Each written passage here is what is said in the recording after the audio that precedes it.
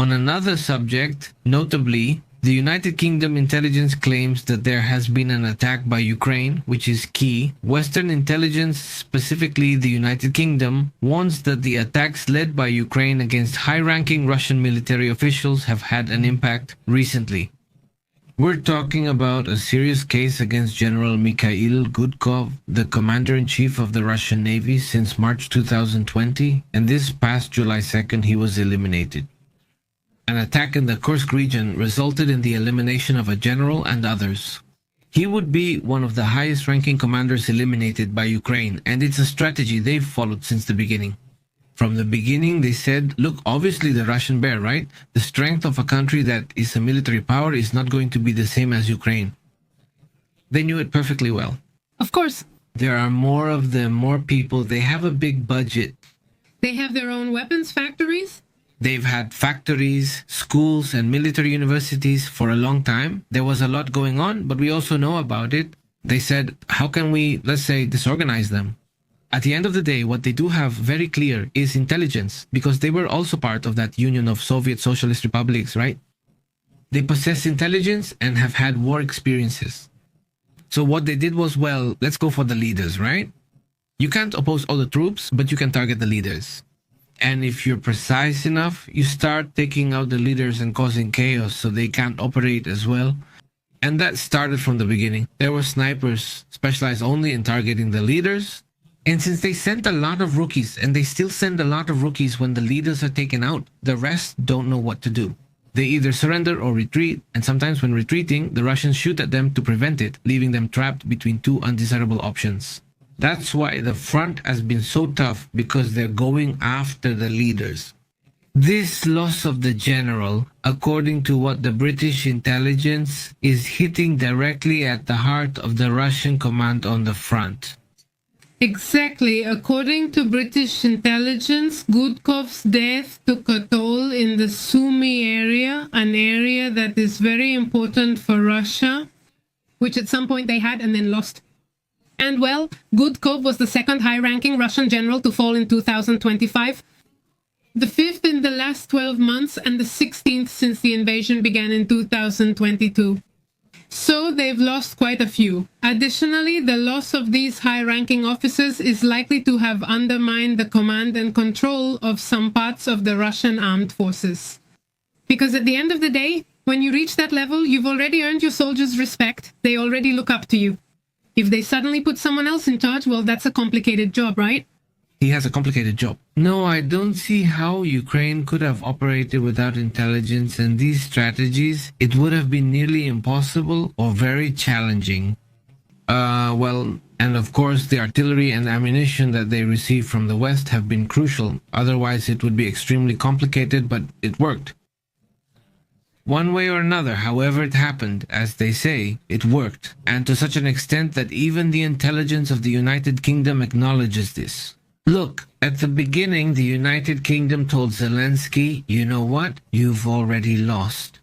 I mean, it's going to be very hard for you to win. It's better if you come here, we'll give you refuge, and then we'll handle the issue diplomatically, but Ukraine is already lost, right? That's what they thought days before the attack started, and then when the attack happened, they insisted it again.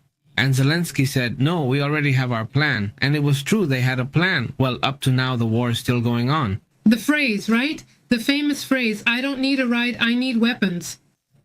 Exactly. That's the current situation. The topic is ongoing. Let's move on to other important matters. We'll discuss the intense situation in Texas and events in different parts of the world. But the Ukrainian forces reportedly attacked the Borysoglebsk airbase, known as the main base for the aircraft.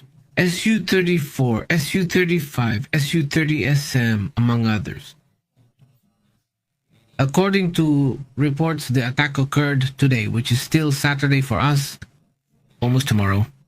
While Russia has been striking with the drones it's been launching across Ukraine, Ukraine attacks this base, which is known as the main base.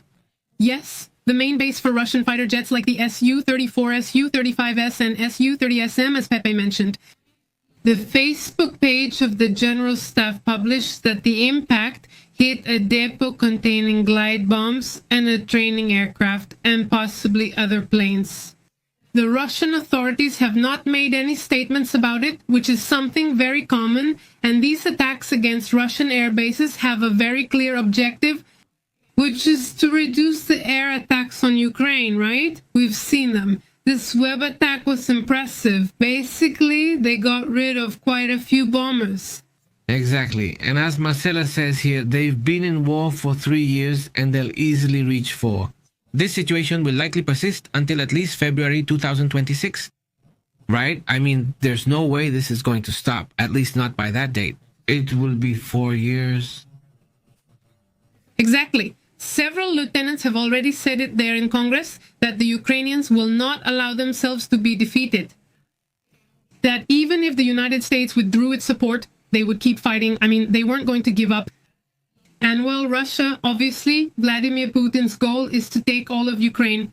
He and other Russian government officials stated several times that Ukraine is an internal issue. They've even changed their stance and now say it's an internal problem for Russia. Yes, I mean, they already see it as exactly as if it were their own territory, so to speak. Yes, they've already said it. Well, greetings to the whole community. Adrian Gilbert, how have you been? Greetings, very good. Greetings to the whole community in Spain, very good. Beatriz Alvarez, how are you? Thank you very much to the whole community that has been sending us messages. Greetings to Zapatea Plus, big greetings all the way to Guadalajara. And well, let's move on to other topics. Let's move on to other important matters as well. We also have serious issues to discuss, like the current situation in Texas, right? We have an update on this tragic situation. We must remember just a quick summary of what happened, right? It rained so hard that in 45 minutes, the water in the Guadalupe River rose 8 meters in Texas, right? 8 meters in 45 minutes. By the time you call rescuers, the river has already risen by an impressive 8 meters. In just 3 hours, it rained an amount equivalent to the usual rainfall for an entire season of 3 months. This was massive rainfall. There were 800 camper kids in the area where the rain was falling. It's typical for them to go camping in the summer. I'm not sure if they're Boy Scouts or not. It's something Christian. Oh, it's something Christian. Anyways, there were 800 children. 800? 800, according to my reports. Although I've seen other reports that mention 750. I mean, it varies. But there were between 700 and 800 children. And the hefty rain hit the camp. I mean, even if you see the forecast, you can't imagine it. You look at the dense clouds and that's it. But it's not like a hurricane, right? So it's hard to predict what would occur. And suddenly, right now, how many people do we have that are... The latest report states that at least 43 people, including 15 minors, have lost their lives. And well, according to the report, Larry Letha, the sheriff of the county, states that among these people, 5 adults and 3 children have not been identified, meaning we don't know who they are. There are still at least 27 minors from Camp Mystic from this camp. Christian camp missing. 20 how many? 27. 27 boys or girls? Girls. Missing girls, apart from the 43 who have already died. And there are some testimonies from some... From 2 Mexican girls? From 2 teenagers, 2 Mexican girls who were there, right? 2 19-year-old Mexican girls who were in charge of watching over the younger children. They say it suddenly started raining extremely hard to the point where the power went out. And they started looking for all the other girls they thought might be at risk and took them to the cabin, which was, wow, the tallest one, the one they saw as the highest. Yes. They put their names on their arms and gave them an identification in case something happened at that point. And they managed to rescue 20 girls, but the situation was tough, and it took the authorities a long time to arrive. How terrible. And really, how do you even get there? I mean, okay, you get notified and like, hey, there are 800 kids here, but how do you get through? When the river rises 8 meters, crossing is impossible. It's terrible. These phenomena, well, how many years have we been dealing with this, right? They have been warning us about these phenomena for a very long time. So today, when you look at the monthly or quarterly data, you don't see that sudden amount of water in just 3 hours, right? That famous sudden rain is a phenomenon that is being studied a lot because it's a phenomenon that didn't used to happen at this magnitude. Yes, there can be very heavy rains, but those are what we call the rains of the century, right? Like the one that occurred in China just 2 or 3 days ago Impressive. is the rain of the century, right? But the truth is that it's not just once a century anymore. Now you get sudden rains like that, really intense. Well, suddenly, in certain areas, every 2 or 3 years, you get, it does what was that? Like last year, where did it happen? In Missouri, do you remember? Where was it? Missouri? A similar rainstorm to this one. About 24 people also died, which surprised us. How is it possible that in a rainstorm? Yes. Do you remember? How is it possible that in a rainstorm, when Biden was still in office, right? That so many people could die in a rainstorm? In a hurricane, 3 or 4 people are already a lot, and in 24 hours, this time, 47 people were affected, and the number is likely to increase further. Exactly. Someone is telling us how much the president of Peru earns in sols. That's the currency they use in Peru. That would be 35,658. Okay. In dollars, so everyone understands, that would be $10,000 to round it off. Okay, I mean, He earns more. the president of Peru earns more than the president of Mexico by several $1,000s. Just look at that. Just look at that. Um, And now I also put on, I wonder if what happened in Texas is due to a lack of information, because nobody, well, we didn't see a report saying, watch out, it's coming really intense. If not, maybe it's because of the lack of budget at National Oceanic and Atmospheric Administration. there was the usual alert, like it's gonna get intense, but not Not at this level. that level. I mean, exactly. It's like what happened in Valencia too. I mean, But in Valencia, there was an alert. it wasn't really an evacuation alert. It was more like a suggestion that it could be a possibility.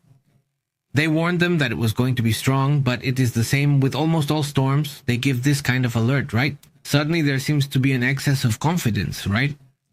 And suddenly not knowing the areas that get flooded in that city or whatever. Yes, for example, the rivers always rise. I mean, if the camp was there near the river, then I think they should have been warned, especially considering they're all minors. Yeah, I mean, like, partly that amount. I mean, how did they not notice? They'll have to investigate that. If you can't skimp on budgets, especially when you're a powerhouse, right? Like the United States skimping on these budgets at the National Oceanic and Atmospheric Administration at the Hurricane Warning Center. You need to have enough budget to spare so that the meteorologists can focus on their work on preventing these kinds of things. Otherwise, it's not like firefighters and emergency crews can guess when a problem arises. They have to rely on something. Yes, of course. So it's tough. It's really serious. Let's move on to other matters. Shall we read the comments? Let's read the comments.